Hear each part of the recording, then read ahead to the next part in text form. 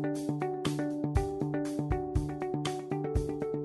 afternoon, good morning. This is Mark Johnson, CEO of Loyalty360, welcoming you to another Loyalty360 Thought Leadership in Loyalty series.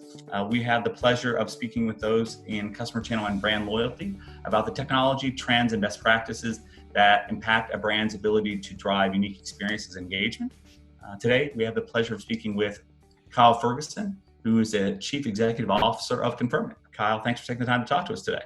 Thanks, Mark, for having me. It's great to be here. Absolutely. Can you give us an introduction to Confirmit for those who may not know about your company, what you do, how you do it, who you do it with, and maybe some of the industries that you play in, and then also an overview of your new role with the company? Sure. So, for your viewers or listeners, I don't know if they know much about the company brand, but, we've been doing this thing for a number of years, almost 2 decades, and you could almost say that we're a bit of a pioneer, certainly in the market research space, but quite simply, we develop SaaS-based solutions for market research, customer engagement, customer loyalty, what's commonly referred to as CX or voice of the customer solutions, as well as employee engagement or EX type of solutions, again, voice of the employee. So there's a number of different acronyms that are being used in the industry, but at the end of the day, I think what we're trying to do is help our customers retain, grow, and support their customers in their life cycle with them, right? And equally, when we talk about when we engage with direct corporates, right, whether it's through our CX or EX solutions, we're trying to do the same thing, right? Pull a number of different data points that allows us to, I guess, try and get on the front foot in terms of determining the sentiment, how customers are feeling, how employees are feeling, and what that ultimately leads to in terms of a brand experience, the customer experience, the product experience. And I think that's really the most important thing in terms of what we're trying to achieve. Excellent. And why did you join Confirmit? What attracted you to the company? Yeah, so I'm not a stranger to the SaaS technology space.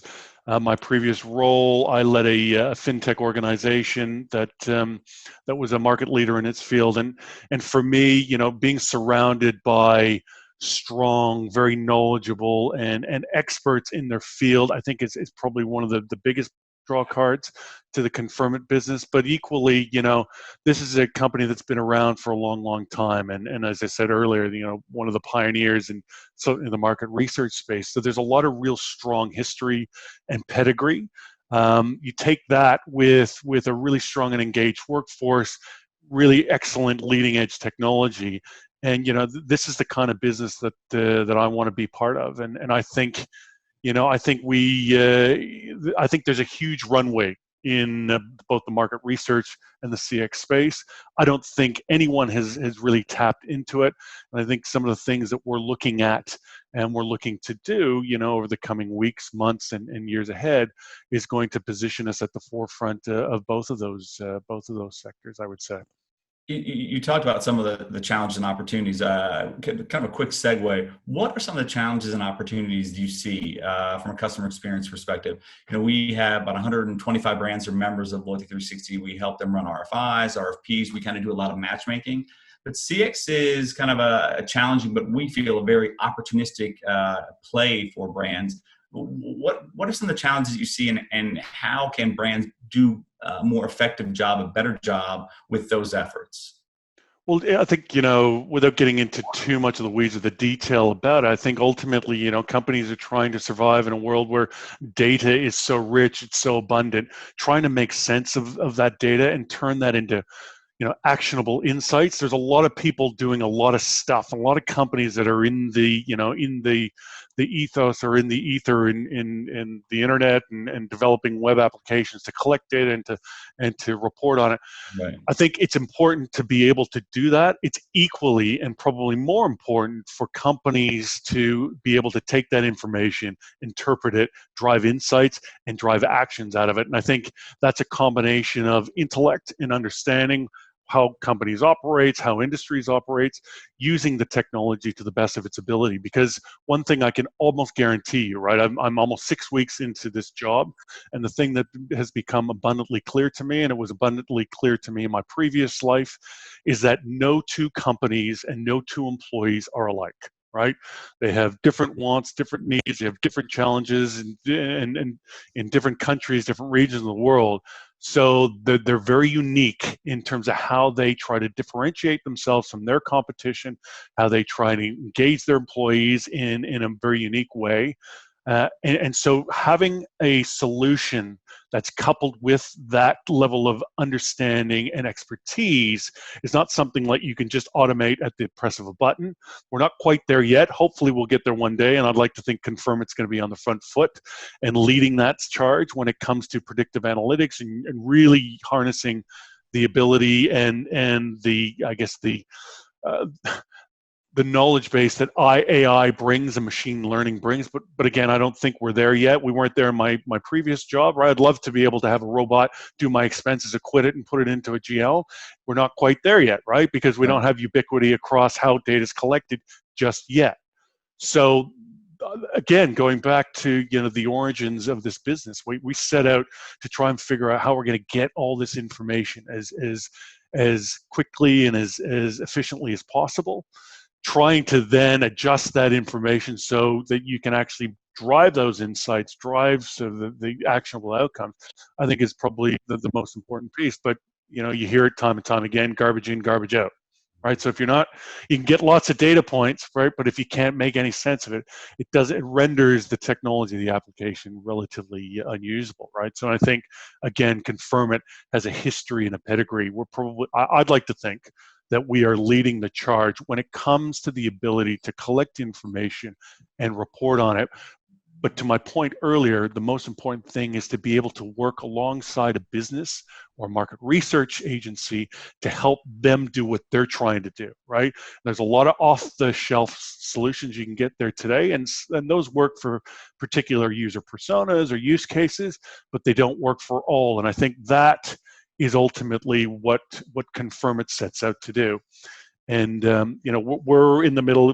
As I said, we're 6 weeks. I'm 6 weeks into the job. We're going through a full, intensive, and very exhaustive strategic review.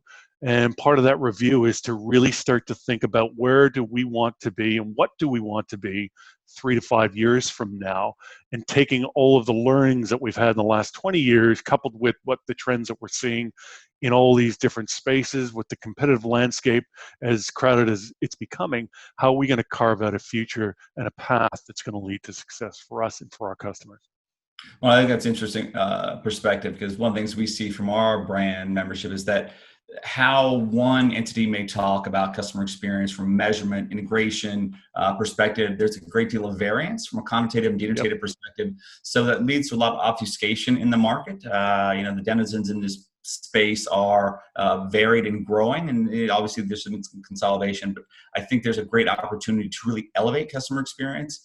And one of the things that we see too, and from a customer loyalty, customer experience perspective, it seems to be the pieces that may get cut in the short term, kind of a budget crunch, where it actually is where they should really double down and make those strategic investments and continue with that, because having that kind of lapse in data aggregation can be a huge challenge and consternation for the brand. So you're hearing your approach is it's great to hear for sure.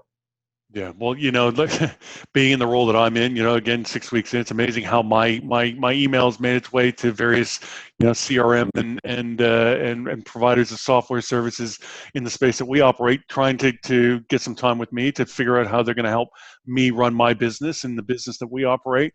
And the interesting thing is, when I get these emails or I get people reaching out, salespeople reaching out to me, the one thing that I'm always looking for, right, as a business operator, is how are you going to help me help my customers? And if you can't articulate that into a finite way and a very succinct way in terms of what matters to me, right, which is bottom line, top line, retention, all the things that are really important to a lot of businesses, I'm probably not going to give you too much airtime. So the same rules apply when it comes to Confirmit or contemporaries trying to sell their wares to unsuspecting corporates or market research agencies, right? If the one that's ultimately going to succeed, I believe, is the one that's able to articulate that best, right? To actually turn an ROI into something that's tangible, right? And that's one of the things that we're going to be thinking a lot about is we've got access to this wealth and this abundance of data. How do we actually create tangibility that makes sense to a CEO or a CFO or someone running, a market research program or a marketing program that allows them to go back to their board or back to their executive and say, hey, look, if we don't go with these guys, this is the opportunity cost to our business. Like that's the kind of conversation that you want to be having with your customers and your prospects, I believe. No, that's very important. I think what I've seen and what we've seen, we hear it from the brands as well. There's so much more clutter and noise in the channel right now, getting hit up by a daily basis, right? And people try to be empathetic, like, I know COVID must be causing you all these kind of issues, and I know. It gets to me with so much data out there to not make it truly personalized and kind of understand what the vet business does and how they do it. I mean, it's offsetting to me from the initial piece, right? From that initial engagement. I think the brands are the same way. And it sounds like you have that as well. It's such an opportunity to create empathy and drive personalization based on a needs and value-based approach. But so many people are missing the mark continually with the wrong data sets, too much data, making it more complex than they have to be. And it just becomes arcane, the whole process. And yeah, I think you touched on something. I mean, like you talk about the pandemic and what's happening with COVID-19. This is a perfect opportunity for companies like Confirmit, right, to get on the front foot, to be very customer centric and say, hey, look, we know you guys are doing it tough, so are we. Here's some of the things that we've learned through the data, right? Reading the data or interpreting the data in a slightly different way. And so this is kind of what we do. So it's times of crisis that sort of separate the wheat from the chaff, as they say. And so we see this as just another opportunity for us to try and create more value. Excellent. We talked about this a little bit. Can you tell us what sets Confirmit apart from the competitors in the industry? What makes you unique, different? Well, I think that it's that combination of that pedigree and the richness and the history of this is kind of what we've done for a very, very long time. So you can't underestimate the power of experience, right? That coupled with a highly innovative, highly engaged workforce, an incredibly strong and robust platform. Right, so we're not just a one-hit wonder. We can do a lot of things for a lot of people in a lot of different ways, and I think that's really important. The key here is not to get too, to lose too much focus, and that's one of the things that we're looking at the moment is how do we continue to provide a platform that's both configurable and very customer or client centric so that they can achieve the things I talked about earlier, which is, how do we help them drive customer retention and growth and all the things that any type of application like Confirmit's trying to do. But again, again, the way that you differentiate yourselves is, I think, pairing that technology with that know-how. Right, and I think we do that well in a very cost-efficient way, right? And there's a lot of players out in the space that offer that level of service configuration, but sometimes that can be very cost-prohibitive. And we think that there's a sweet spot that allows us to not only sort of drive our technology and use our technology in a way that's going to specifically solve discrete problems for these customers, but also take the data and that customer experience with our platform, coupled with the industry know-how that we have through our people, that allows us to continually try to differentiate, again, in a very crowded space. Absolutely. One of the things we love to talk to people we interview, our members, is how they define customer loyalty, what it means to them from a connotative or denotative perspective. Can you tell us what customer loyalty means to you and Confirmit? To me, it's customer loyalty is a customer that advocates on your behalf, right? So moving beyond that buyer vendor relationship to this idea, and we hear it all the time, trusted advisor partner, right? If we did a pulse of every single one of our customers and they said, you know what, yeah, they're great at their technology, they got great people, but at the end of the day, we couldn't be as successful as we are today without them. That, to me, is the true litmus test of customer loyalty. Absolutely. Excellent. I know Confirmit was recently acquired by Verdane, I think, and Dapestry. That's correct. Yeah. Why did you feel that's a good match? What does that mean for Confirmit and your organization going forward? Yeah, no, that's a great question. I think now under the new ownership structure, like no holds barred. So we have an opportunity and we've got access to a private equity company and new ownership structure that's got a significant capacity to provide insights and experience, right, in terms of what we're trying to do. These guys do this for a living. And so I think, we've got access to a capital pool and the ability to turn the dial up, as it were, right? And, this business has a long history. This is another inflection point in that history. I think under the new ownership structure, you're going to see a lot of really exciting things to come, both in terms of people and investments and technology. We're just getting started. So that's on the Verdane angle. In terms of the Daprsy, right? So bringing Daprsy, which is a market leader in terms of developing dashboards and reporting analytics for customers, I only believe that this strengthens, our platform approach, and again, providing unique value-added services to our customers on top of a data collection platform that is best in class. I think it puts us in a league of our own. So from my perspective, going through and managing that integration so that we have the best tools in our kit bag for our customers only puts us in a much better place.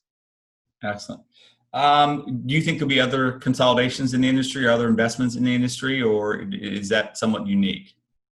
Oh, I think any SaaS, I think if you're in any sector that's delivering SaaS-based technology, I think you're going to experience some level of consolidation.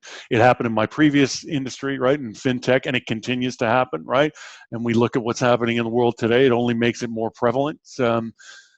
Today, customer experience, is at the forefront of every company's mind in terms of how do I continually try to differentiate my products and services from my competitors? How do I continually try and add value to my customers so that they think they can't do business without us? How do I continually try and engage the marketplace with a value proposition that is market leading so that I can not only retain my customers but grow them, right? This is on the minds of every single CEO executive across the globe, I would say today. So especially in technology, especially in SaaS-based technology.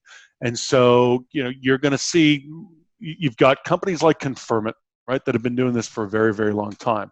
And then you've got other emerging companies that, that are coming on the scene almost daily, if not every other month, right, that are trying to nip at the heels of both Confirmit and again, our contemporaries. So I think, and they're doing things that perhaps, we're not doing or other companies are doing, and we're always going to look out and look for unique companies or features or technology assets that are going to improve the customer experience and improve our strategic position. So, if I think about Confirmit, yeah, look, absolutely. If it looks good and it's going to help be value accretive and it's going to drive engagement for our customers, we're going to have a look at it, right? And we're not unique, I don't think, in that respect. Can you talk a little about the importance of CX and machine learning and AI, in your opinion? How important is CX and where do you see that going? Well, I think CX is what it's a big thing to talk about, right? Customer experience is a big sort of theme that, again, any company, any business, even Confirmit, right? We're always thinking about how we can better engage our customers, drive better customer loyalty, right? And so it's top of mind for us, and we gotta in Britain, I like to say, eat your own dog food, right? Which effectively means, practice what you preach. And so we're going to continue to do that and connect with the marketplace, connect with our customers to ensure that the products and services that we're offering are best in class and that drive that CX engagement. Part of that is going to be able to leverage new emerging innovative technologies in both machine learning and the AI space, right? We're already doing that with our Genius product, and we're going to continue to invest in that. But our view on that is, and again, I don't think the robots have taken over just yet. Let's hope not, right? Depending on who you talk to. But my belief is humans are going to be around for a while. And to my earlier comments around the uniqueness of what we believe Confirmit offers and how we differentiate it, having that human touch combined with sort of driving more predictive analytics and making sense of that data, I think is the thing that's going to allow us to sort of outpace the competition and continually differentiate. My competitors might have a different view on that, and they might think that what they're doing in AI and machine learning is going to outpace us. But we are of the firm belief that we're going to have the best in class approach to machine learning predictive analytics, coupled with the ability to interpret that data and hold the hands of some of our customers, because they're going to need that help along that way. Okay, excellent. And how have you helped your customers during COVID-19? I think you mentioned earlier it's been kind of a huge challenge for brands, opportunities for others. We have members like Overstock who are members doing amazing things, right? Sales are up significantly, but they've had challenges as well, getting the voice of the customer, right? They've had kind of opportunities around getting the call center to meet demand. So some brands have challenges that are amazing and everyone would like to have, and some have not. How are you helping brands through kind of this unique, challenging, but opportunistic time of COVID-19? Yeah, that's a really good question, and again, we're not very unique in that respect. But we've got an online COVID-19 resource hub, which effectively provides guidance to CX and EX teams, right, and to our market researches, which is a big part of our business. And really, the key focus here is around community connection. So ultimately, trying to connect peer groups and discussion groups by sharing webinars and providing an online sort of library of resources and information, providing insight, professional support. So what that basically means is offering one-on-one conversations with experts to talk about key areas and develop skills needed to sort of differentiate and deliver business value in these unique times. And then, of course, we've got a wealth of free dedicated solutions. So a lot of our companies, a lot of our businesses are already using our Horizons platform, which effectively allows them to get access to the latest and greatest tech that we offer and start to really embrace more information in a very unique way. So that's some of the ways in which we're helping our customers through this period. Excellent. And how are there things they're asking you for now that they may not have been asking for you before the pandemic? Well, they're looking for they want to get their hands on real-time information. So that's probably one of the most important thing, right? Because as the pandemic evolves and it differs by country, as we know, they're wanting to get hands-on information in real time, right? And then take that information to be able to adapt and drive better insights and, again, actionable outcomes for their customers in a very sort of unique and short time frame. Absolutely. Last question we have, and how do you see COVID affecting your customers, businesses going forward in the future? What do you think there? And how can brands effectively be proactive in that regard? I think in a couple of areas, the shift to remote working has had a hugely impactful and a lasting impact to companies, and I think businesses not dissimilar from yours or mine are having to figure out ways in which to engage their customers through more digital means, right? I think a new era has begun. Yes, do I believe that bricks and mortar and getting back into the office and getting out and talking to customers and working with them, in a more sort of intimate way and one-on-one way will continue. But I think we're seeing a new shift in terms of how companies are operating, and we're seeing it in the headlines in terms of some of the larger tech companies, whether it's the Facebooks of the Googles of the world, announcing that they're moving to a shift of remote working, right? And they're putting a stake in the ground, and we're making sure that we're doing the right things by our employees and those employees that are feeling a bit sort of tense about getting back to work. And so we're looking to extend that home working policy, right? I think it's incumbent upon us to have a duty of care for our people, because at the end of the day, they're the brains behind the technology that we offer to our customers. And so we're having to figure out a way in which we're going to work in this new digital world that will allow us to drive a better engagement process with our customers and with our employees. And I don't see that being I don't think that's going to be different for any of our customers. That's awesome. Well, Kyle, thank you very much for taking the time to talk to us today. Very impactful. We appreciate the time, most importantly, the insight. I think you had some very salient points. It's not necessarily just the data, it's making it actual and having the core companies, the intellect, the best practices to really drive that behavior, right? You mentioned garbage in, garbage out. I think you guys are doing some great things, and appreciate the time talking to us today. Thanks, Mark. It's been my pleasure. Absolutely.